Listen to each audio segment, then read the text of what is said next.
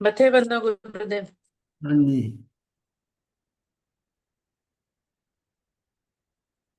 समाधि तंत्र गाथा नंबर 47 पर हमारी चर्चा चल रही है।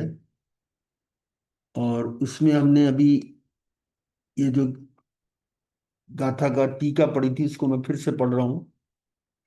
मूढ़ बहिरात्मा त्याग ग्रहण करता है। बहिरात्मा भी कह दिया और मूढ़ भी कह दिया। वो त्याग ग्रहण किसमें करता है? बाहर में, अर्थात बाह्य वस्तु में।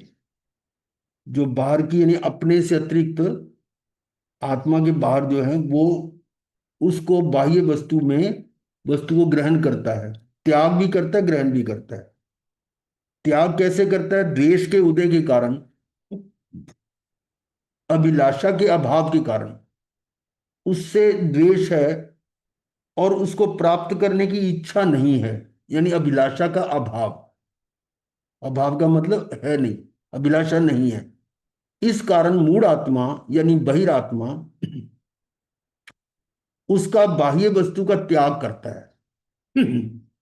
जो उसको अच्छी नहीं लगती है उसको ग्रहण करने की इच्छा भी नहीं होती, इसलिए उसका त्याग करता है। और राग का उदय होने पर उसकी अभिलाषा की उत्पत्ति के कारण, राग का उदय हुआ, उसकी प्रिय वस्तु है, उसको प्राप्त करने की अभिलाषा होती है, तो उसका बाह्य वस्तु को ग्रहण करता है। ये तो बात हुई बहिरात्मा की या मूढ़ आत्मा की। परंतु आत्मविद जो आत्मज्ञानी है अर्थात अंतरात्मा है, आत्मा में ही, आत्म स्वरूप में ही त्याग ग्रहण करता है। ऊपर की बात क्या थी कि मूढ़ या बहिरात्मा बाहर की वस्तु को त्याग करता है या ग्रहण करता है। पर यहां अंतरात्मा क्या करता है? अंतरात्मा आत्म स्वरूप में ही त्याग ग्रहण करता है। और वो त्याग ग्रहण किसका करता है? त्याग तो करता है राग द्वेष का, क्योंकि वो उसका अपना है। राग द्वेष तो खुद ही कर रहा है ना। उसका त्याग करता है। और अंतर जल रूप विकल्प आदि का, वो भी राग द्वेष ही है। जो विकल्प आ रहे हो राग द्वेष के कारण ही आ रहे, उसका त्याग करता है। और स्वीकार किसको करता है? चिदानंद आदि का, जो आत्मा का आनंद है, शांति है, उसको वो ग्रहण करता है। तो दोनों का अंतर समझ गए कि बहिरात्मा बाहर की वस्तुओं को त्याग और ग्रहण करता है, और अंतरात्मा बाहर का तो नहीं पर अपने अंदर में राग देश या विकल्प आदि को तो त्यागता है और आत्मा के आनंद को स्वीकारता है। इन दोनों से अलग जो निष्ठित आत्मा है, जो आत्मा में स्थित हो गया, अर्थात कृत्य कृत्य आत्मा है, ये भगवान आत्मा है, उसको अंतर में या बाह्य में। ऊपर क्या था? बाह्य बहिरात्मा बाहर की वस्तु के बारे में था, और अंतरात्मा अंतर की वस्तु, अंदर की वस्तु के बारे में था। और जो भगवान आत्मा है उसको अंतर में या बाह्य में कुछ ग्रहण नहीं है, वो ग्रहण कर ही नहीं सकता। तथा अंतर या बाह्य में कुछ त्याग नहीं, ना ग्रहण ना त्याग। त्यागोपादान शून्य, ये बड़ी आती है। अब इसका भावार्थ हम कर रहे थे। बहिरात्मा जो पदार्थ इष्ट लगते हैं उनको ग्रहण करना चाहता है, और जो पदार्थ अनिष्ट लगते हैं उनका त्याग करना चाहता है। ये पहली ये लाइन जो आपकी, ये बहिरात्मा के संदर्भ में है कि जो पदार्थ उसको अच्छे लगते हैं, इष्ट लगते हैं, भावन मन भाने लगते हैं, मनोज्ञ लगते हैं, उनको ग्रहण करना चाहता है। और जो पदार्थ अनिष्ट लगते हैं उनको त्याग करना चाहता है। ठीक है। और वास्तव में कोई ज्ञानी या अज्ञानी, अब रियलिटी क्या बता रहे हैं कि ना तो ज्ञानी और अज्ञानी दोनों बाह्य पदार्थों का ग्रहण त्याग कर सकता ही नहीं। ये बात आ गई निश्चय में। तथापि बहिरात्मा उनका ग्रहण त्याग करना मानता है, ये उसकी मूर्खता है। अब इसको और अधिक क्लियर करने के लिए यहां जो रेफरेंस दिया हुआ है वो हम शिफ्ट कर रहे हैं। गाथा नंबर 406 समय 7। यह है गाथा नंबर 406। उससे पहले 5 और 7, 6 7 तीनों है। आहार पुद्गल मई है, बस इसलिए है मूर्तिक, ना आहारक इसलिए ही ये अमूर्तिक आत्मा। आहार, आहार क्या होता है? जो ग्रहण किया जाता, आहार, आहार कई तरह का है। ये पुद्गल का आहार, जो यदि भोजन कर रहे हैं, या कर्म का आहार, या कुछ कई तरह के आहार है, उन ये सारे पुद्गलमयी है। आहार पुद्गलमयी है, बस इसलिए है मूर्तिक। तो पौद्गलिक है आहार, जो भी ग्रहण, जितने भी पुद्गल आप ग्रहण कर रहे हैं वो आहार ही एक तरह का। और वो सारे मूर्तिक हैं। मूर्ति का मतलब अमूर्तक नहीं है, उसमें वर्ण गंध रस स्पर्श है, इसलिए उसको मूर्ति कहते हैं। आहार पुद्गलमयी है, बस इसलिए है मूर्तिक, ना आहारक इसलिए ही ये अमूर्तिक आत्मा। अब आत्मा अमूर्तिक है, आत्मा अमूर्तिक है, और आहार क्या है? मूर्तिक है।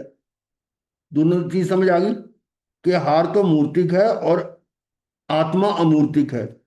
तो आत्मा उसको ग्रहण कर नहीं सकता। ये आया इसमें, ना आहारक इसलिए ही ये अमूर्तिक आत्मा। अगर आत्मा भी मूर्तिक होता तो ग्रहण कर सकता है, पुद्गल पुद्गल को ग्रहण कर सकता है। शरीर शरीर शरीर के अंदर पुद्गल आ भी रहे, जा भी रहे हैं, वो तो पौद्गलिक है। लेकिन आत्मा पौद्गलिक नहीं है, आत्मा अमूर्तिक है। फिर ये विशेष गाथा ये आ रही है, पर द्रव्य का ना ग्रहण हो ना त्याग हो इस जीव के, क्योंकि पर यो प्रायोगिक तथा वैश्रिक स्वयं गुण जीव के। पर द्रव्य का ना ग्रहण हो, ना त्याग हो इस जीव के, यानी इस जीव के लिए ना तो वो पर द्रव्य का ग्रहण कर सकता है, ना उसका त्याग कर सकता है। ठीक है, जीव के लिए आया है ये। और फिर कारण बता दिया, क्योंकि प्रायोगिक और वैश्रिक स्वयं गुण जीव के। ये जीव जो है उसके प्रायोगिक और वैश्रिक, इसकी विशेष विश्लेषण आएगा नीचे। प्रायोगिक का मतलब होता है किसी के निमित्त से, और वैश्रिक होता है स्वाभाविक। शॉर्ट में हम ये समझ सकते हैं, जैसे कच्चे आम है, अंबियां होती हैं, और वो पेड़ पे हरे रंग की होती हैं, और कुछ दिनों के बाद उसका रंग पीला हो जाता है, फिर और ज्यादा तो पक जाती हैं। ये वैश्विक के नेचुरल वे में हो रहा है उसका काम। और यदि कोई माली उन हरी अंबियों को जल्दी पकाना चाहता है, तो उसको उतार के वो पराली वगैरह में डाल के ऊपर से ढक देता है, या आजकल तो उसमें वो कोई ना कोई केमिकल भी डाल देते हैं, वो मसाले की पुड़िया डाल देते हैं। उससे क्या होता है कि वो जो आम जो 10-15 दिन बाद पकना था, वो 3-4 दिन में पक जाता है। ठीक है, इसको हम कहते हैं प्रायोगिक। तो प्रायोगिक और वैश्विक, वो कार्य दोनों उस आम में हो रहे हैं। आम आम जो है नेचुरल वे में भी पक रहा है, और प्रायोगिक करके भी पक रहा है।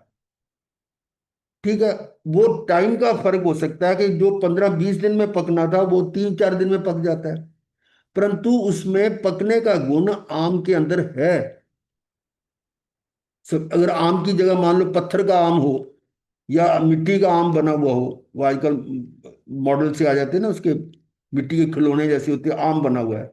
अब उसको कच्चा मान लो हरे रंग का, उसको पीला कैसे बना दोगे? वो इस तरीके से नहीं बन सकता, वो तो उसमें गुण ही नहीं है वो। इसी तरह से जीव के अंदर ये गुण ही नहीं है, कि ना तो वो किसी निमित्त के कारण, ना स्वभाव से ही वो ग्रहण कर ही नहीं सकता। इस बात को और खुलासा करेंगे आगे इसकी व्याख्या में। इसलिए ये शुद्ध आत्मा पर जीव और अजीव से कुछ भी ग्रहण करता नहीं, कुछ भी नहीं छोड़ता। मतलब इसलिए शुद्ध आत्मा पर जीव, यानी किसी और जीव से या अजीव से कुछ भी ग्रहण करता छोड़ता नहीं है। ये ना त्याग करता है, ना ग्रहण करता है। इसका अर्थ दिया है, इस प्रकार जिसका आत्मा अमूर्तिक है, जिसका आत्मा, आत्मा तो अमूर्तिक है ही, और वह वस्तुतः आहारक नहीं है, क्योंकि आहार पुद्गलमय होने से मूर्तिक। यानी मूर्तिक को अमूर्तिक आत्मा ग्रहण नहीं कर सकता। क्लियर होगी बात। दूसरी है, पर द्रव्य को ना तो छोड़ा जा सकता है और ना ही ग्रहण किया जा सकता है, क्योंकि आत्मा के कोई ऐसे ही प्रायोगिक और वैश्विक गुण हैं। जैसे भी बताया कि आम है, कच्ची आंबी है, उसमें तो प्रायोगिक और वैश्विक गुण से वो पक सकता है। पर आम की जगह पर कोई पत्थर का हो तो वो थोड़ा कुछ उस पर कुछ होगा। या और एग्जांपल ले लें कि आपने, मान लो कोई चने बनाने हैं, तो चने आप पानी डाल के उसको उबालना उबालना शुरू कर देते हैं, और वो पकने में काफी टाइम लग जाता है। पर यदि उसको पहले पानी में भिगो दें, रात को जैसे भिगो दिया और सुबह उसको बनाएं, तो वो जल्दी बन जाते हैं। या उसमें कुछ सोडा वगैरह डाल दे तो और जल्दी बन जाते हैं, है ना। तो उसके चने में पकने का, उबल कर बनने का गुण है। परंतु उस चनों में कोई कोई ऐसा पत्थर का चना हो, जिसको हम कोड़कू कह देते हैं, मूंगी मूंगी मोठ में होते हैं ना, वो उसको आप कितना भिगो लो या कितना उसको उबाल लो, वो पकते नहीं है। कोड़कू समझते हो ना, क्या बोलते हैं उसको? यही बोलते हैं गुरुदेव, कोकुड़ी बोलते हैं। कोड़कू बोलते हैं, मैं तो कोड़कू सुना हुआ है। हाँ, यही पंजाबी में यही बोलते हैं, जो हाँ, गलता ही नहीं है, हाँ। अब भीगता देखो, भी नहीं है। हाँ हाँ। उसको नेचुरल वे में भी नहीं बनेगा, और अगर उसको पहले से भिगो दिया या उसके अंदर कोई सोडा वोडा डाल दिया तब भी नहीं, वो गलते वो नहीं है। तब भी नहीं भीगेगा भी नहीं। तब भी नहीं गलते वो, क्योंकि उनका स्वभाव नहीं है हाँ। गलने का, है ना। इसी प्रकार से आत्मा का ना तो निमित्त से ना स्वभाव से उसको ग्रहण करने छोड़ने का गुण ही नहीं है। बात समझिए ना। पर द्रव्य को ना तो छोड़ा जा सकता है ना ही ग्रहण किया जा सकता है, क्योंकि आत्मा में ऐसे कोई ऐसे प्रायोगिक वैश्विक गुण है कि नहीं, वो ले नहीं सकता या छोड़ सकता है। इसलिए विशुद्ध आत्मा जीव और अजीव पर द्रव्यों में कुछ भी ग्रहण नहीं करते और ना छोड़ते ही हैं। ये निष्कर्ष निकला कि जो शुद्ध आत्मा है, अभी गाथा में हमने क्या किया था, अभी उसमें कि जो बहिरात्मा है वो तो ग्रहण और त्याग करता है, ये उसकी मूढ़ता है, मिथ्या मान्यता है। और अंतरात्मा क्या करता है? बाहर की तो नहीं ग्रहण त्यागता, लेकिन अंदर में राग द्वेष या विकल्पों का त्याग करता है और अपने स्वरूप को ग्रहण करता है। और जो विशुद्ध आत्मा है, वो तो ना अपने और ना पर के किसी को भी ग्रहण और छोड़ता नहीं है, वो तो शुद्ध है, मात्र ज्ञायक, वो है आत्मा।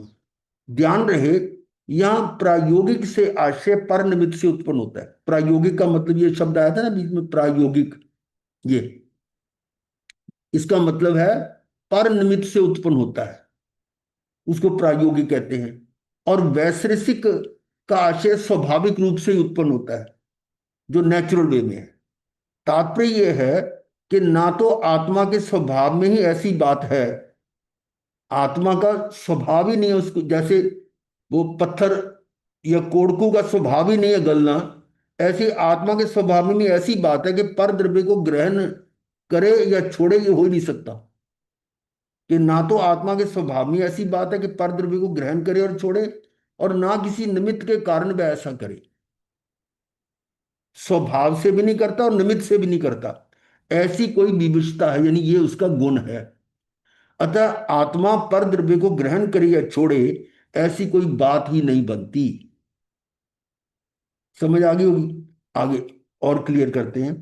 उक्त गाथाओं का अर्थ आत्म ख्याति में अत्यंत संक्षेप में किया गया है। ये एक प्रकार से गाथाओं के सामान्य अर्थ को ही मात्र दोहरा दिया गया है। वो क्या है? ज्ञान पर द्रव्य को किंचित मात्र भी ना तो ग्रहण करता है ना छोड़ता ही है। यहाँ ज्ञान का मतलब क्या है? ज्ञान का अर्थ है आत्मा। ज्ञान मतलब मैं आत्मा। आत्मा। हाँ। ज्ञान पर द्रव्य को किंचित मात्र भी ना तो ग्रहण करता है और ना छोड़ता ही है। यानी जो आत्मा है, जो शुद्ध आत्मा है, किसी द्रव्य को, हाँ, ना तो ग्रहण करता है और ना छोड़ता ही है। ठीक। क्योंकि प्रायोगिक और वैश्विक गुण की सामर्थ्य से ज्ञान के द्वारा परद्रव्य का ग्रहण और त्याग अशक्य है। कारण क्या बता दिया? प्रायोगिक, किसी निमित्त के द्वारा, निमित्त के कारण, या वैश्विक, वैश्विक का मतलब नेचुरल वे में, इन गुण की सामर्थ्य से ज्ञान के द्वारा पर द्रव्य का ग्रहण और त्याग अशक्य, यानी पर द्रव्य को ग्रहण करना या त्यागना इम्पॉसिबल है। अशक्य का मतलब असंभव है, ये पॉसिबल नहीं है। ज्ञान अर्थात आत्म द्रव्य का, अब देखिए क्या करें, ज्ञान अर्थात आत्म द्रव्य, ऊपर आया था ना शब्द ज्ञान, ज्ञान का मतलब आत्मा ही है। ज्ञान अर्थात आत्म द्रव्य का कर्म नो कर्म रूप पर द्रव्य आहार नहीं है। अब देखो आहार के अंदर दो नाम आ गए यहां, आत्म द्रव्य का कर्म और नो कर्म रूप। कर्म भी द्रव्य है, पुद्गल है, और नो कर्म क्या है? ये शरीर आदि, ये भी पुद्गल है। तो उसको, कर्म को या नो कर्म को, ये पर द्रव्य, वो आहार आत्मा का आहार नहीं है, क्योंकि वह मूर्तिक पुद्गल द्रव्य है। इसलिए ज्ञान ज्ञान आहारक नहीं है। ये तो निश्चय की बात है कि आत्मा किसी भी पर द्रव्य को ग्रहण और त्याग नहीं करता, तो कर्म को भी ग्रहण नहीं करता। परंतु जो बहिरात्मा है, मूढ़ आत्मा है, वो मानता है कि मैं ग्रहण कर रहा हूं, बस ये अंतर है। इसलिए क्या कह रहे हैं, इसीलिए ऐसी आशंका भी नहीं करनी चाहिए कि ज्ञान यानी आत्मा की देह होगी। ज्ञान का आत्मा की देह, शरीर नहीं है जो ग्रहण करे उसको।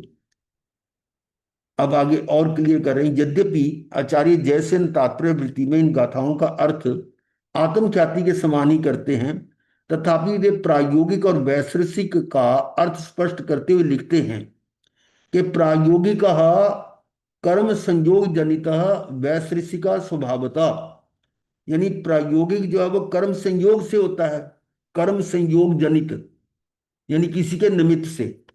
और वैश्विक किसको कहते हैं? स्वभावता, जो नेचुरल में, यानी जो कर्म के संयोग से उत्पन्न हो उसे प्रायोगिक कहते हैं। जो कर्म के संयोग से उत्पन्न हो उसे प्रायोगिक कहते हैं, और जो स्वभाव से हो उसे वैश्विक कहते हैं। दोनों का अंतर समझ में आ गई कि कर्म के संयोग से हो रहा है वो प्रायोगिक है, और जो स्वाभाविक रूप से हो रहा है उसको वैश्विक कहते हैं। इसी प्रकार वे आत्मा आहार ग्रहण नहीं करता, इस बात को व्यवहार नए और निश्चय नए से स्पष्ट करते आहार के सभी प्रकारों का उल्लेख करते हैं। इस बात को प्रश्नोत्तर के रूप में वे इस प्रकार प्रस्तुत करते हैं। यहां क्या बताया उन्होंने कि आत्मा आहार ग्रहण नहीं करता, इस बात को व्यवहार नए और निश्चय नए से स्पष्ट करते हुए आहार के सभी प्रकारों का उल्लेख करते हैं। सभी प्रकार कौन से? आगे कर्म और नो कर्म सारे आगे उसमें। अब आगे प्रश्न है, हे भगवान, कर्म जनित प्रायोगिक गुण से आहार ग्रहण करते हुए वे अनाहार कैसे हो सकते हैं? देखो, अब आपके मन में प्रश्न तो आया होगा कि कर्म जनित प्रायोगिक गुण से आहार ग्रहण करते हुए वे अनाहार कैसे हो सकते हैं? तो हे शिष्य, तुमने ठीक ही कहा है, किंतु निश्चय न से आत्मा उक्त आहार से तन में नहीं होता। आहार के दो पार्ट्स बता दिए, कर्म और नो कर्म। तो उसको निश्चय न से आत्मा जो है उसमें तन में नहीं होता। जैसे तन्मय का मतलब होता है जो उससे अलग होगा ही नहीं। जैसे मिश्री में मिठास तन में है, तदात्म में जिसको बोलते हैं, वो ऐसा नहीं है, उससे अपनापन उसमें नहीं होता। इसमें क्या कह रहे हैं, जो आहार ग्रहण करते हैं निश्चय ने से आत्मा उक्त आहार से तन में नहीं होता, उसमें एक में एक नहीं होता। आहार ग्रहण करने वाला कथन तो व्यवहार ने का है, किंतु यहां तो निश्चय ने का कथन चल रहा है। निश्चय ने से तो आत्मा अनाहारक ही है, क्योंकि आप कहते हैं मेरे साथ कर्म लगे हुए हैं, तो कर्म तो कार्मन शरीर है, वो मेरे साथ है, पर मेरे साथ एक में एक नहीं है। अगर वो तो एक छू में एक भी, होता तो अलग हो सकता, अलग नहीं हो सकता था। पर तो वो गर्म तो तो छू भी हो रहे नहीं हैं। रहा है ना। हैं? आत्मा आत्मा तो छूती भी नहीं है, आत्मा तो को कुछ छू भी नहीं रहा हाँ, वही तो है ना, आत्मा को तो उसको स्पर्श भी नहीं करता। ना। परंतु अज्ञानी उसको समझता है कि मेरे साथ मिले जुले हैं। मिले जुले बिल्कुल। ये अंतर है। तो निश्चय की बात कर रहे हैं, इसलिए आत्मा अनाकार की है। इसलिए विशेष रूप से जो राग आदि रहित चैतन्य आत्मा है, वह कर्माहार। अब देखो, आहार के कितने भाग बता दिए। सारा ही कर्मों आ गया। कर्मों का आहार और नो कर्माहार, यानी कर्मों को ग्रहण करना, और नो कर्म में शरीर आदि। फिर कवलाहार, ये जो हम मुंह से खाते हैं, कवलाहार। कवलाहार जो है, ये जो मुंह से किया जाता है। हाँ जी। लेप्या हार। लेप लेप्या गला। आहार, मुंह से ग्रहण करने का मतलब कि मुंह से अंदर जाके शरीर के अंदर मिलजुल जाता है ना, तबला शरीर हार। के साथ एक मेक हो जाता है। इसको ऐसे समझें, बताते हैं कि हाथी जो है ना, वो कोई बड़ी सख्त वस्तु हो ना, उसको चबाता भी नहीं है। इधर मान लो गोला है, वो मुंह में पूरा डाल लेता है ऐसे। ऊपर बड़ा सख्त होता है वो, और अब उसको चबाता भी नहीं है। पर अंदर उसके शरीर के अंदर वो ऐसी रचना है कि वो जो है ना, उस गर्मी, शरीर की गर्मी से वो उसके अंदर का रस जो है वो पिघल कर वो बाहर निकल आता है, और उसका जो खोल है ना, वो एज इट इज हम्म। रहता है। ओ। उसमें फर्क नहीं आता। पर उसका आहार उसमें से चूस लेता है वो, मतलब शरीर उसमें से निकाल लेता है। तो अब ये, सार ले लिया। हाँ, अब इसी प्रकार से हमारे भी गुरुदेव भी बताया करते थे कि हमारे शरीर में भी ऐसी क्षमता है कि जो इसको जो चाहिए वो उस वस्तु में से निकाल लेता है। अब जो भी खा रहे हो ना, उसमें से जो शरीर को चाहिए उसमें से वो एक्सट्रैक्ट कर लेता है। और मान लो आप कुछ नहीं दे रहे, शरीर को दे नहीं रहे कुछ, बाहर से कुछ डाल नहीं रहे, अब शरीर को तो भोजन चाहिए ना अंदर, वो कहाँ से लेगा? वो अंदर का जो हमारा फैट है, जो मांस अंदर का है, उसमें से वो अपनी खुराक ले लेता है। यानी इसलिए जब आप उपवास करते हैं तो शरीर का वजन कम हो जाता है। वो कहाँ गया वो जो फैट थी ना, उसको वो एब्जॉर्ब करता है शरीर, उसको अपने शरीर में बदल लेता है, और वो जो ग्रहण करने वाली चीज होती है बाकी वो निकल जाती है। तो वो शरीर का जो आपका वेट कम हो जाता है उससे, फैट उसमें निकाल लेता है। अब फैट भी मान लो खत्म हो गई, वो यूज करते करते, अब क्या करेगा वो? तो शरीर के अंदर जो कुछ और बैक्टीरिया वगैरह होते हैं ना, जो मान लो रोग के भी कीटाणु है कोई, उसको भी वो हजम कर लेता है, यानी उसको ग्रहण करता है। इसलिए क्या होता है कि जो लंबी तपस्या से या कई संथारा साधकों का ये वर्णन आता है कि उनका रोग दूर हो गया। एक ऐसी घटना आई थी, हम वहां थे, अरिहंत नगर थे, तो एक वहां से एक समाचार आया था राजस्थान से गुरुदेव के पास। वो उसको 82-83 दिन हो गए थे संथारा लिए हुए, और वो डॉक्टर ने पहले उसको बिल्कुल मना कर दिया कि कैंसर की प्रॉब्लम है, ये ठीक नहीं हो सकती। और उसका रोग ठीक हो गया। और अब वो वहां से उनका आया था प्रश्न कि भी हम क्या करें अब, संथारा कंटिन्यू करें या कैसे करें, इस तरह की चर्चा आई थी। मेरा कहने का अर्थ क्या है कि शरीर के अंदर भी अपने आप ऑटोमेटिक ऐसी, यानी स्वाभाविक प्रक्रिया है कि वो चीज को ग्रहण कर सकते हैं, शरीर शरीर को ग्रहण कर सकता है। परंतु यहां तो बात हो रही है आत्मा की, आत्मा नहीं ग्रहण करता। तो यहां ये कबला हार की बात बता रहा था, उसके साथ अब समझे, कबला हार में मुंह से डाला, आपने जो भी डाला अंदर जाकर, वो शरीर उसमें से जो चीज चाहिए वो उसको एक्सट्रैक्ट कर लेगा, उसको उसमें से चूस लेगा। और जो नहीं उसके काम की, वो वेस्ट निकल जाएगी मल मूत्र द्वारा, वो निकल जाएगा। तो ये है कवल आहार। फिर लेप्य आहार। लेप्य आहार क्या होता है? अपनी बॉडी पे कुछ भी तेल लेप, कुछ भी चंदन का हाँ, जो लगा लेते हैं ये लेप, मालिश वगैरह जो होती है ना, सारे ही लेप पे। हाँ वो सारा है। अब कोई हाँ। मालिश करते हो शरीर के ऊपर, तो देखो कुछ देर के बाद वो गायब हो जाता है तेल। वो कहाँ गया? वो शरीर उसको चूसता है। शरीर के थ्रू भी वो अंदर जा रहा है आहार। वो कई बार वो तपस्वियों को ऊपर से लेप लगाते हैं चंदन का या कुछ करते हैं, तो वो क्या होता है, वो चंदन फिर जो है ये उनके शरीर के अंदर जा रहा फिर ये दोष लगा। है तो आहार है। तो फिर है तो तपस्वी आहार के है। कहने पे अब तो देख लो लगा। आपके सामने है, आहार है वो। हम्म।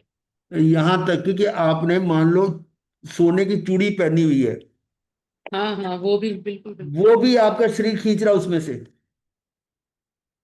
उसके ऊपर टच कर रही है ना या अंगूठी है, तो वो आपके शरीर के पार्ट से टच कर रही है, तो उसमें से वो सोने को एब्जॉर्ब कर रही है बॉडी। वो गायब नहीं होता सोना, सोना इसलिए कम होता है कि वो उसको बॉडी एब्जॉर्ब करती है इसको।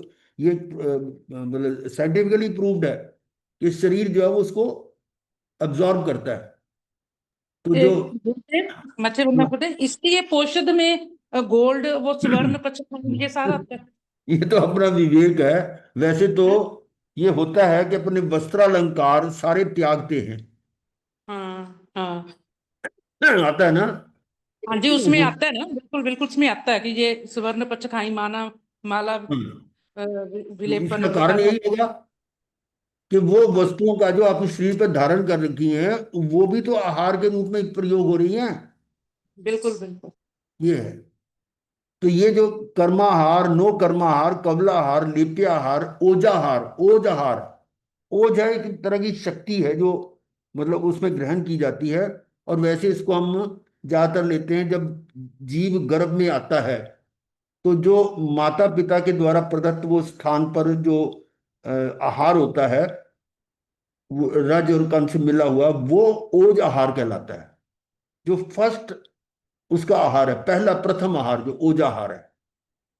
और अदरवाइज वैसे भी कह देते हैं कि जैसे पक्षी वगैरह उड़ते हैं, जैसे अपना उसमें से आहार ले लेते हैं, ओज आहार। तो ओज ओज का ओजाहार जो है वो जन्म के समय यानी गर्भ में जब जीव आता है उस समय वो जो ग्रहण करते हैं वो ओजाहार है।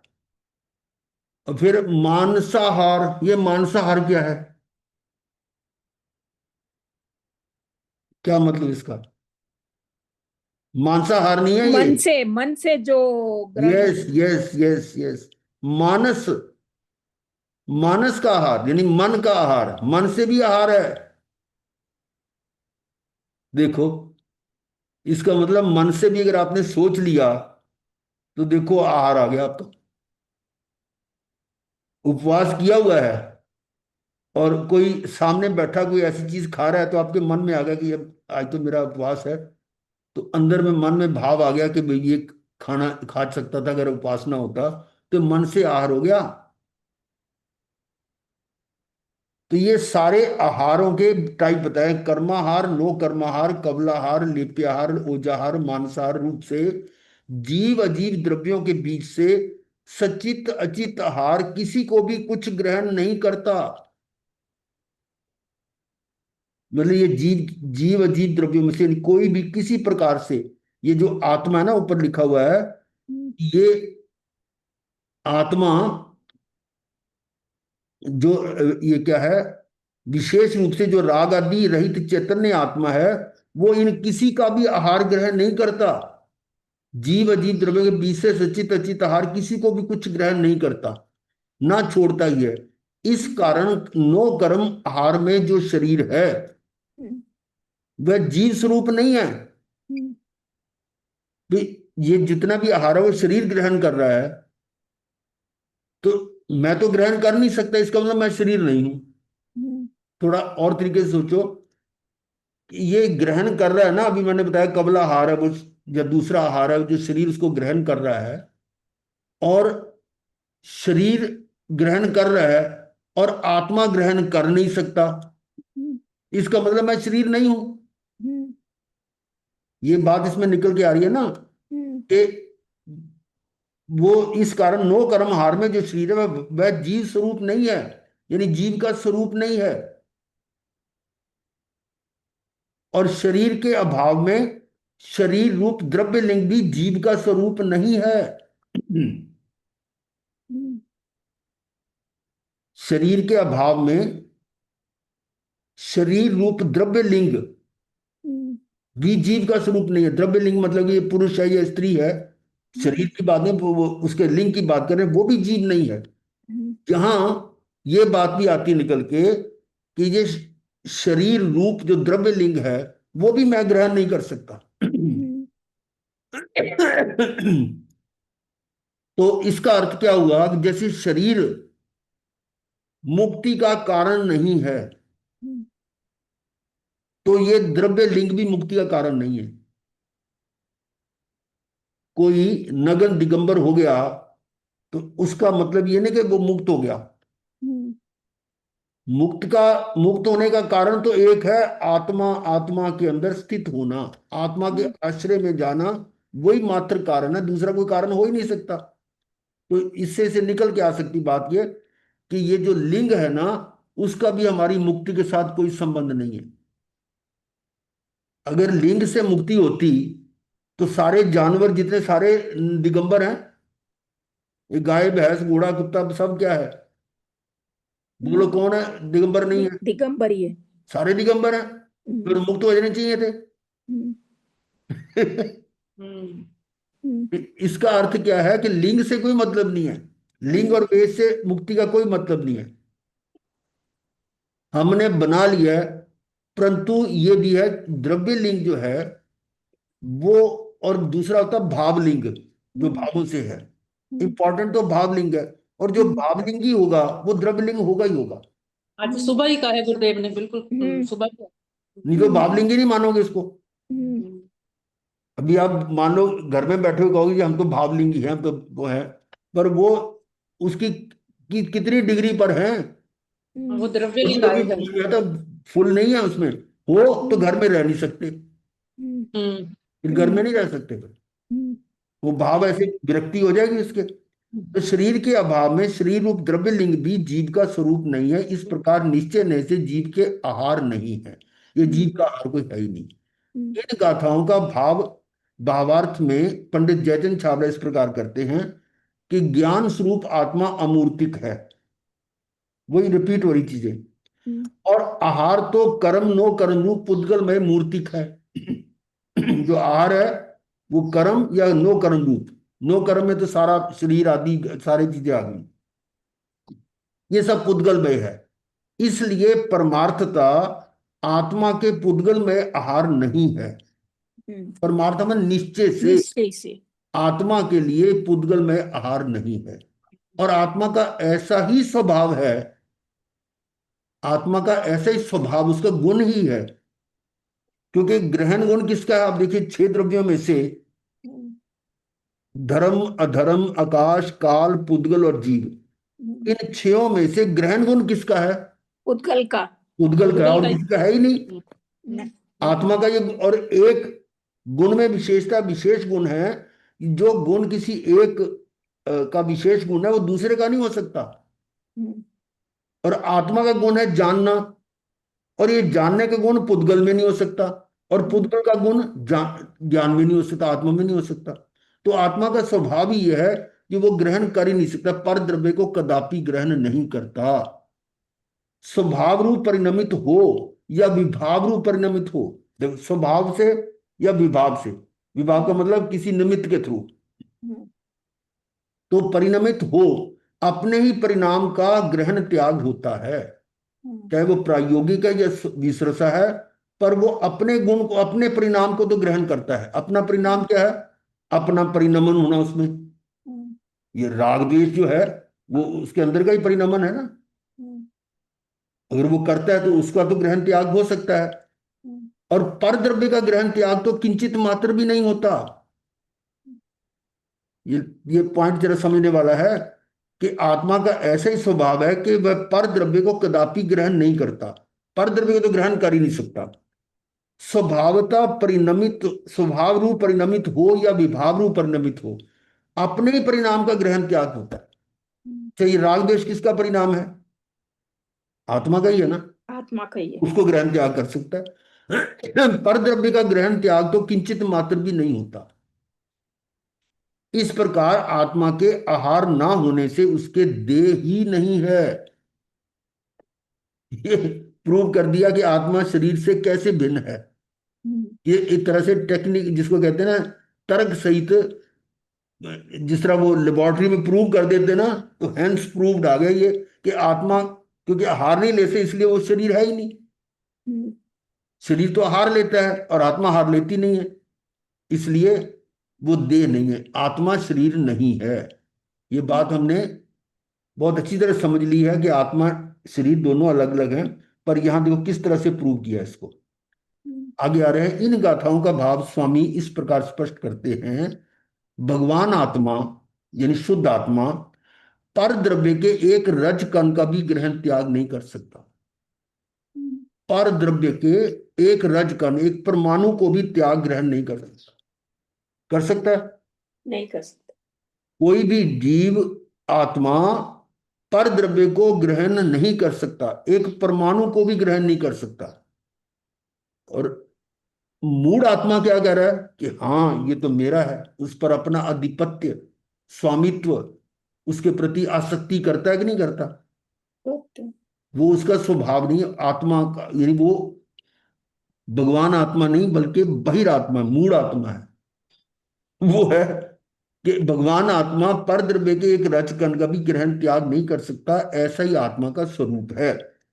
प्रायोगिक अर्थात पर के निमित्त से हुए गुण की सामर्थ्य से, पर के निमित्त से हुए गुण की सामर्थ्य से, और वैश्रिक का मतलब है स्वाभाविक गुण की सामर्थ्य से भी, दोनों तरह से, पर का निमित्त हो उसके उसकी भी शक्ति या स्वाभाविक शक्ति, या दोनों के द्वारा पर द्रव्य का ग्रहण व त्याग अशक्य है। यानी ना तो प्रायोगिक और ना वैश्रिक वो ग्रहण कर ही नहीं सकता, ये आत्मा का स्वरूप ही ऐसा है। आगे, ज्ञान दर्शन आनंद आदि गुण तो आत्मा के त्रिकाली स्वभाव है, वे पर को ग्रहण करे या छोड़े तो प्रश्न ही नहीं होता। उसकी अपनी वस्तु है, उसका ग्रहण करना छोड़ना क्या होगा? मिश्री में से मिठास का आना या निकलना कोई हो सकता है? उससे नहीं। मिठास को अलग करके दिखा दो, नहीं। या उसमें किसी चीज में मिठास डाल के, वो नहीं, जिसका गुण है उसी में मिठास, मिश्री में मिठास जिस तरह का स्वभाव है ऐसे वो ना ग्रहण करे ना छोड़े। तो ज्ञान दर्शन आनंद आदि गुण तो आत्मा के त्रिकाली स्वभाव हैं, वे पर को ग्रहण करें या छोड़ें ये तो प्रश्न ही नहीं है, क्योंकि ग्रहण त्याग तो पर्याय में होता है। अब ये बात और नहीं आ गई, ध्रुव आत्मा में तो कुछ नहीं होता, पर्याय में हो रहा है। परंतु ग्रहण त्याग रूप इच्छा की विभाव पर्याय में भी कोई ताकत नहीं है कि वह पर को ग्रहण करे या छोड़े। ग्रहण त्याग रूप इच्छा की विभाव पर्याय, विभाव पर्याय में आ गया कि मैं उसको ग्रहण करूं या छोड़ूं, तब भी उसमें कोई ताकत नहीं कि वह पर को ग्रहण करे या छोड़े। इसका मतलब प्रायोगिक रूप से भी ग्रहण नहीं कर सकता। भाई, संयोग में आने वाली वस्तु अपने स्वकाल में स्वतः ही संयोग में आती है। हर एक का वस्तु का अपना चतुष्टय होता है, द्रव्य क्षेत्र काल भाव, ये कौन सा द्रव्य है, कौन से क्षेत्र में आना है, कैसे किस काल में आना है। तो यहां पर आया स्वकाल, जब उसका काल होगा तो बस संयोग में आएगी, और जाने वाली स्वयं ही चली जाती है। ये क्या है? काल पर आधारित है, उनका आना जाना उन्हीं के कारण होता है, जीव की इच्छा से बिल्कुल नहीं होता। सोचो जरा इस पे। कोई भी चीज जो मुझे मिल रही है, मैं ग्रहण कर रहा हूं, छोड़ रहा हूं, वो जो वस्तु आ रही है वो कैसे आ रही है आपके पास? स्वतः ही स्वतः संयोग है, से ये। जीव की इच्छा से बिल्कुल नहीं होता है। क्योंकि ऐसी ही वस्तु स्थिति है। आगे क्या कह रहे हैं? ऐसा कहते हैं ना कि दाने दाने पर लिखा है खाने वाले का नाम, इसका अर्थ क्या है? यही ना कि जो रजकण आने वाला हो वह अपनी स्व चतुष्टय की योग्यता से स्वतः ही आता है। समझ, स्व चतुष्टय आ गया ना? स्व चतुष्टय का मतलब द्रव्य क्षेत्र काल भाव। द्रव्य क्षेत्र काल भाव, कि जो द्रव्य ने आना है, जिस क्षेत्र में आना है वो भी तय है, और जिस काल में आना है और जिस गुण के साथ वो सारा तय है, वो अपने हिसाब से आएगा। यहां से व्यवस्था की बात आती है, जिसको हम कहते हैं नियमित पर्याय, वो क्रम नियमित वाला, वो वाली आती है कि सब चीज व्यवस्थित है, कि वो हाँ, अपने मेरे हाँ हाँ, यही क्रमबद्ध आएगा यहाँ पर। क्रमबद्ध में आएगा। हाँ बिल्कुल। कि यही ना कि जो रजकन आने वाला हो वह अपनी स्वतंत्रता की योग्यता से स्वतः ही आता है, किसकी इच्छा के कारण नहीं। पर की इच्छा में ऐसी समर्थ ही नहीं है। अब हम यहाँ बैठे सोचो कि मेरे को ये चीज खानी है, तो अपने आप थोड़ा आ जाएगी, मतलब आपके कहने से इच्छा से थोड़ा आएगी। जब आएगी आएगी। ये बस योग हो सकता है कि आपने कोई इच्छा की और कोई ना कोई गिफ्ट लेके आ गया वैसे के वैसे ही, पर आएगा तो अपने हिसाब से ना। तो पर की इच्छा में ऐसी समर्थ ही नहीं है। ये किसी पर की इच्छा करना कि ये मुझे ऐसा मिले, उसकी ऐसी समर्थ ही नहीं है। इसका जो है ना नीचे कुछ रेफरेंस दे रखा है, चलिए। नो कर्म अर्थात आहार पानी वगैरह पुद्गल जड़ मूर्तिक द्रव्य है।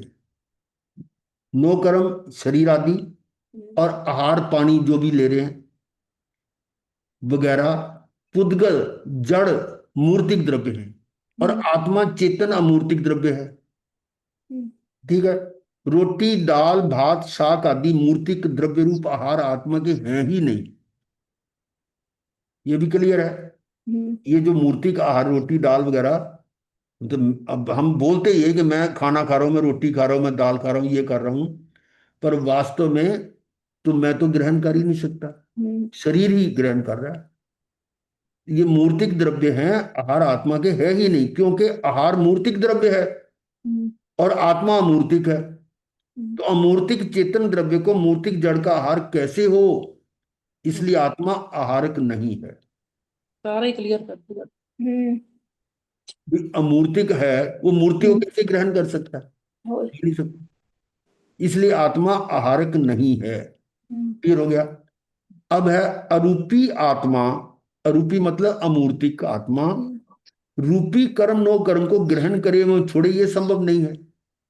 ऊपर तो आहार की बात थी, अब आगे कर्म नो कर्म की। इसको भी नहीं ग्रहण कर सकते क्योंकि वो भी पौद्गलिक है। क्योंकि भगवान आत्मा पर के ग्रहण त्याग से रहित शून्य है। ये जो बताया था ना 47 शक्तियां जो है ना, वो इसी में से निकाली गई हैं। वही आ गया। त्यागोपादान शून्य। ये त्यागोपादान शक्ति वो यही तो है, त्यागोपादान शून्य, कि ना तो ये त्याग कर सकता ना ग्रहण कर सकता है। वो है त्यागोपादान, ग्रहण त्याग से रहित शून्य है। ये है उसकी शक्ति आत्मा की। अरे चरित्रवंत मुनिराजों को भी कदाचित आहार की वृत्ति हो तो उस वृत्ति के कारण से आहार का ग्रहण नहीं होता। क्या कह रहे हैं? चरित्रवंत मुनिराजों को भी कदाचित आहार की वृत्ति हो, उनको आहार की इच्छा हो रही है, तो उस वृत्ति के कारण से आहार का ग्रहण नहीं होता। कर्मों व नो कर्मों का बंध एवं निर्जरा भी उस शुभ राग के कारण नहीं होती। वृत्ति हुई इस अपेक्षा भले कर्ता कहो, परंतु वृत्ति करने योग्य ऐसा वे नहीं मानते, अतः इस अपेक्षा से वे अकर्ता ही हैं, ज्ञाता ही हैं। यहां ज्ञानी की बात की गई है। फिर पढ़ रहा हूं इसको। चरित्रवंत मुनिराजों को भी कदाचित आहार की वृत्ति हो, कभी उनको होती इच्छा तो वो चल पड़ते, ऐसे दिगंबर मुनि ऐसे करके ना, तो वो निकल पड़ते हैं, जहां उनको मिल जाता आहार ले लेते हैं। तो उस वृत्ति के कारण से आहार का ग्रहण नहीं होता, उसकी इच्छा से। कर्मों व नो कर्मों का बंध एवं निर्जरा भी, अब देखिए जो आहार मिलता है वो भी उनके उनके मुताबिक नहीं मिलता, जो बना होता है उस हिसाब से मिलेगा, जहां मिलना है वहां द्रव्य क्षेत्र काल भाव से वैसी होगा। और कर्मों व नो कर्मों का बंध एवं निर्जरा भी उस शुभ राग के कारण नहीं होती, कि आपने शुभ राग किया तो वो आपके बंद बन जाए या निर्जरा हो जाए। वृत्ति हुई इस अपेक्षा भले कर्ता कहो, परंतु वृत्ति करने योग्य है ऐसा वे नहीं मानते, अतः इस अपेक्षा से वे अकर्ता ही हैं, ज्ञाता ही है। ये वृत्ति करने योग्य है। वापस वृत्ति वृत्ति मतलब एक्टिविटी होगी, करना, वृत्ति हुई है। प्रवृत्ति, वृत्ति प्रवृत्ति। यहां ये सिद्ध करना है कि स्वभाव परिणाम में या विभाव परिणमे, प्रत्येक स्थिति में अपने ही परिणामों का ग्रहण त्याग है। पर द्रव्य का ग्रहण त्याग तो जरा भी नहीं है। मतलब ये जो बात बताई जा रही थी कि उसके मन में ये भाव आया कि ग्रहण करूं, पर निश्चय में वो उसके भाव के कारण आहार नहीं मिल रहा, या आहार ग्रहण नहीं हो रहा। वो जो अपने कर्म नो कर्म छह चतुष्टय के हिसाब से आ रहे हैं। हाँ, तो ये यह जिस करना है कि स्वभाव रूप परिणमे या विभाव रूप परिणमे, प्रत्येक स्थिति में अपने ही परिणामों का ग्रहण त्याग है, अपने ही परिणामों का है, पर का नहीं है। पर द्रव्यों का ग्रहण त्याग तो जरा भी नहीं है। उक्त संपूर्ण कथन का सारांश, अब देखो सारी बात कुछ भी आई समझ में नहीं है, उसका सार क्या बता रहे हैं। उक्त संपूर्ण कथन का सारांश ये है कि यह आत्मा, अमूर्तिक आत्मा, ये अमूर्तिक आत्मा पुद्गलमयी मूर्तिक आहार नहीं कर सकता। ठीक है, क्योंकि पर द्रव्यों को ग्रहण करने का ना तो आत्मा का स्वभाव ही है, पर द्रव्यों को ग्रहण करने का ना तो आत्मा का स्वभाव ही है, और ना पर निमित्त के संयोग से ऐसा करने का आत्मा का स्वभाव है। यानी कि निमित्त से या बिना निमित्त के, ना तो आत्मा का स्वभाव ही स्वाभाविक भी नहीं है, और इनको वैसे से कहते हैं, और ये कहते हैं प्रायोगिक। स्वभाव से या निमित्त के संयोग से ऐसा हो नहीं सकता कि पर द्रव्य को ग्रहण करे। अतः निष्कर्ष यही है कि ये आत्मा पर जीवों और अजीब द्रव्यों से ना तो कुछ ग्रहण ही करता है, ना कुछ त्यागता ही है। निष्कर्ष क्या निकला कि आत्मा पर जीवों और अजीब द्रव्यों में से, पर जीव यानी दूसरे जीव, और अजीब मतलब पदार्थ दूसरे आगे, इन द्रव्यों से ना तो कुछ ग्रहण ही करता है और ना कुछ त्यागता ही है। आत्मा में एक त्यागोपादान शून्यत्व नाम की शक्ति है, उसका भी यही कार्य है, त्यागोपादान शून्यत्व। त्यागोपादान शून्यत्व शक्ति का मूल उत्स भी यही प्रकरण है। ये क्या मतलब है? त्यागोपादान शून्यत्व, जो जो ना ग्रहण कर सके ना छोड़ सके, ये वाली शक्ति का मूल उत्स, उत्स कहते हैं लक्ष्य, स्रोत, उसका सोर्स कह लो, या उसका जहां से वो निकलता है, उत्स, उत्पत्ति, जहां से उत्पत्ति होती है, उत्स, मूल उत्स। जैसे झरना होता है ना, झरने में से पानी निकल रहा है, जहां से स्टार्ट होता है जहां उसको से निकलता है, वो उसको उत्स बोलते हैं। मूल स्रोत कह लो, या झरना कह लो, या कुछ भी कह लो, वो ये है इसका। अब आगामी गाथाओं की सूचना देने वाले कलश का भी ये आगे की बात आ गई। तो यहां तक जो बात समझनी थी कि आहार यानी कि जो आत्मा है ना तो ग्रहण कर सकता है ना त्याग कर सकता है, और तीनों का हम कंपेयर कर रहे थे कि बहिरात्मा क्या कर रहा है और अंतरात्मा क्या कर रहा है। अब इसी को फिर दोबारा यहां से ले रहे हैं। बहिरात्मा जो पदार्थ इष्ट लगते हैं उनको ग्रहण करना चाहता है, अभी हमने प्रूव कर दिया कि चाहने से भी नहीं होगा, और जो पदार्थ अनिष्ट लगते हैं उनका त्याग करना चाहता है। वास्तव में कोई ज्ञानी या ज्ञानी बाह्य पदार्थों का ग्रहण त्याग कर सकता ही नहीं, ये हम प्रूव कर चुके हैं। तथापि बहिरात्मा उनका ग्रहण त्याग करना मानता है, ये उसकी मूर्ता है। बहिरात्मा ग्रहण तो कर नहीं सकता, पर ये मानता है कि मैं ग्रहण कर रहा हूं, और ये उसकी मूर्ता है। अंतरात्मा आत्म स्वरूप में ही ग्रहण त्याग करता है। वो कैसे? अर्थात वह बाह्य पदार्थों से चित्तवृत्ति हटाकर स्व सन्मुख होकर अपने शुद्ध चैतन्य स्वरूप का ग्रहण करता है, और वैसा करने से राग द्वेष आदि का, विकल्प आदि का त्याग स्वयं हो जाता है। तो छोड़ना भी हो गया, ग्रहण करना भी हो गया, और राग आदि की अनुत्पत्ति वही त्याग है, कि राग का ना उत्पन्न होना वो त्याग हो गया। पाप का ना होना पुण्य हो जाता ना, वो ऐसी हो गया कि राग आदि की उत्पत्ति नहीं, वो त्याग हो गया उसका। शुद्ध स्वरूप में स्थित आत्मा, अब तीसरा नंबर पर, पहले तो बहिरात्मा की बात की, फिर अंतरात्मा की, अब शुद्ध आत्मा की। शुद्ध स्वरूप में स्थित आत्मा यानी भगवान आत्मा या परमात्मा, निष्ठित आत्मा कृत्य होने से उनको बाह्य या अंतरंग किसी भी विषय में ग्रहण त्याग की प्रवृत्ति नहीं होती। ना तो अंतरंग ना बाह्य। हम्म, जबकि अंतरात्मा को अंदर का तो ग्रहण त्याग हो रहा है, हम्म, क्योंकि अभी उसको छोड़ने वाली चीजें पड़ी हुई हैं। और हम्म, जो भगवान आत्मा हो गया, शुद्ध आत्मा हो गया, उसको कुछ छोड़ना लेना है ही नहीं, अक्रिय। तो वे तो अपने चिदानंद स्वरूप में सदा स्थिर रहते हैं। हम्म, आगे देखिए, बहिरात्मा, अब विशेष स्पष्टीकरण आ रहा है। बहिरात्मा को अंदर के चैतन्यत्व चैतन्य तत्व का ज्ञान नहीं है। चैतन्य नहीं, चैतन्य तत्व का ज्ञान नहीं है। बहिरात्मा को अंदर के चैतन्य तत्व का ज्ञान नहीं है। बहिरात्मा को होता तो फिर वो बहिरात्मा क्यों कहलाता? हम्म, उसको स्व पर का भेद विज्ञान नहीं है। हम्म, ये तो उसकी डेफिनेशन से पता लग रहा है, उसके बहिरात्मा कहने से ही समझ में आ जाता है। अतः वह जो बाह्य पदार्थ देखता है, अब क्या है, बाह्य पदार्थ देखता है, उनके साथ एकता बुद्धि करता है हम्म, कि मेरा है। उनमें इष्ट अनिष्ट की कल्पना करके, हम्म, कि इष्ट अनिष्ट दोनों चीजें आ गई। हम्म। वो क्या आता है, इष्ट योग और अनिष्ट योग क्या हो? सहनशीलता दिखलावे। इष्ट योग अनिष्ट योग में सहनशीलता, वो इष्ट अनिष्ट वही है ये। हम्म, इष्ट अनिष्ट की कल्पना करके राग द्वेष भाव से उनका ग्रहण त्याग करने के लिए दौड़ता है। हम्म, भाई इष्ट है तो उसको राग के कारण ग्रहण करने की बात करता है, अनिष्ट कल्पना करे तो द्वेष के कारण उसको छोड़ने की बात करता है। उस ग्रहण त्याग करने के लिए दौड़ता है, मतलब प्रयास करता है, पुरुषार्थ करता है। परंतु बाह्य पदार्थों का ग्रहण त्याग उसके अधीन नहीं है। हम्म, वे पदार्थ तो स्वयं के कारण से आते जाते हैं। ये बात हम कर चुके हैं अभी हम्म, समझदार में से, कि वो अपने चतुष्टय से आते हैं। हम्म, वे पदार्थ तो स्वयं के कारण से आते जाते हैं।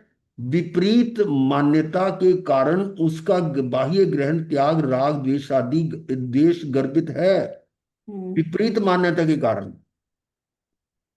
विपरीत हम्म, मान्यता क्या है? कि भी मैं उसको ग्रहण कर रहा हूं, उसका हम्म, कारण उसका बाह्य ग्रहण त्याग राग देश गर्भित है, राग देश के कारण हो रहा है।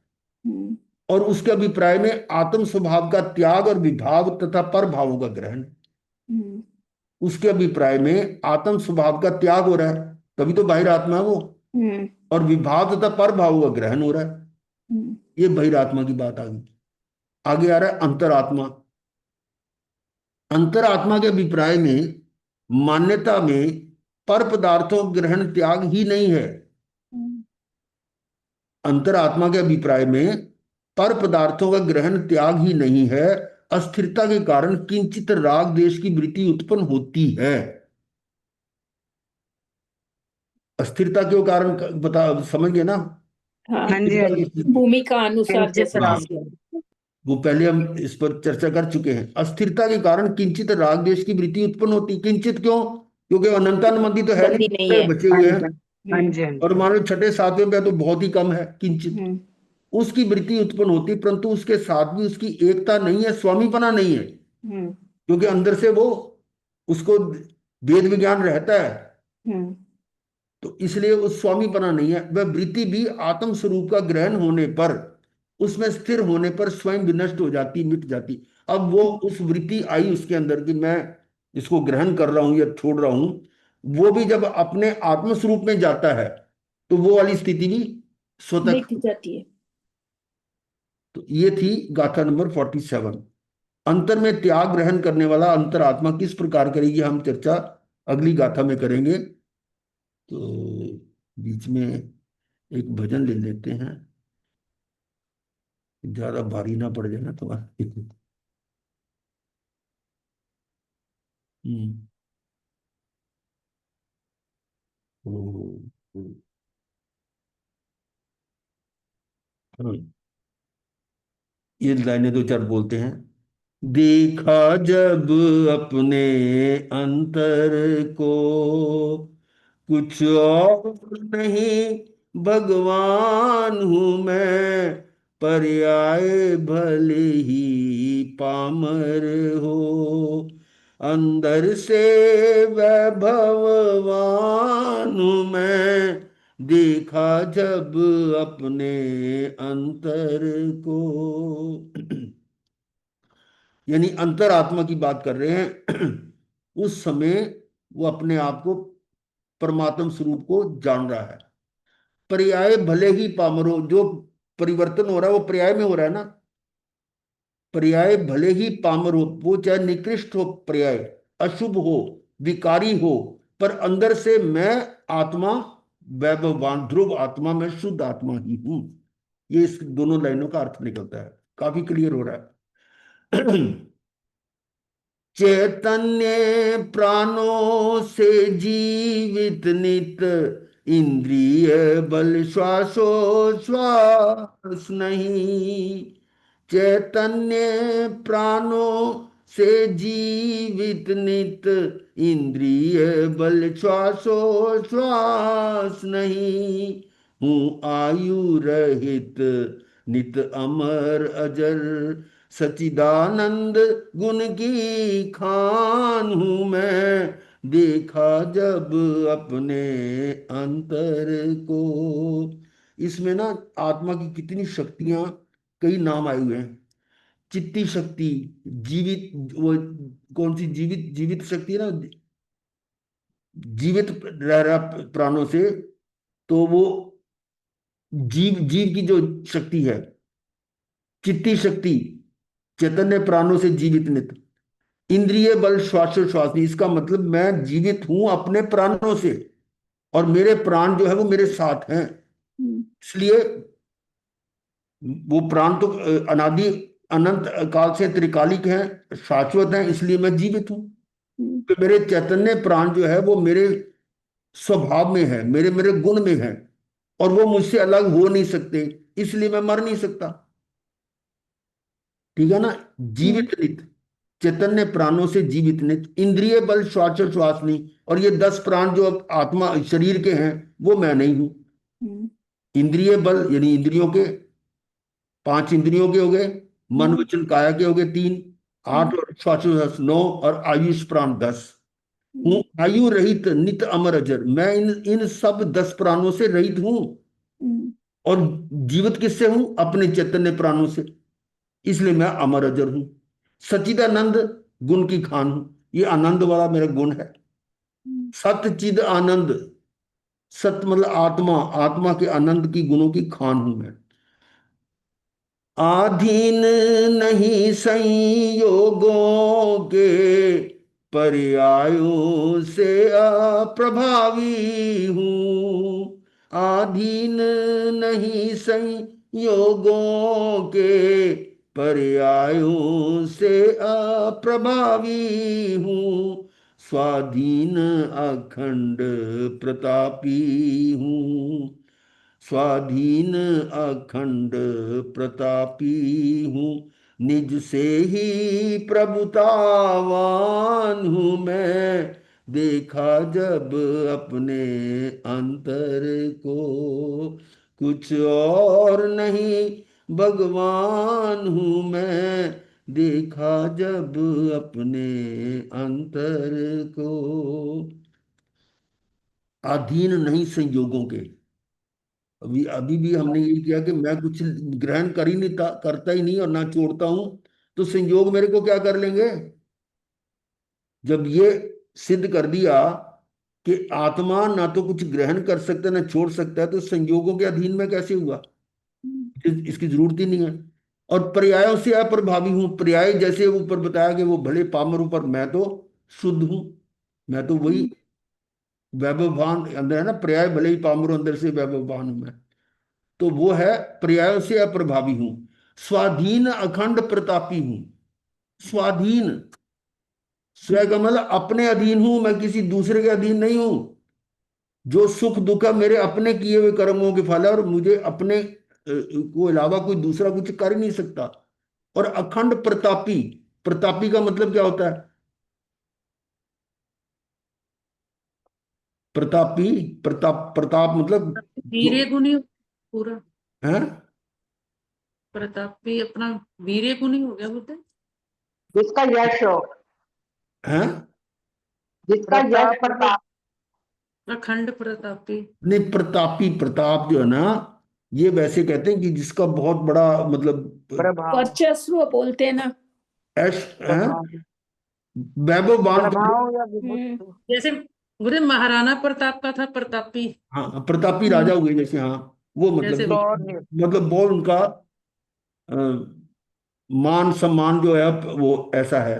अखंड प्रतापी मतलब ऐसा प्रतापवान हूं मैं, स्वाधीन भी हूं, निज से ही प्रभुतावान हूं, मुझे किसी और की जरूरत नहीं, मैं खुद ही प्रभु हूं, प्रभुता।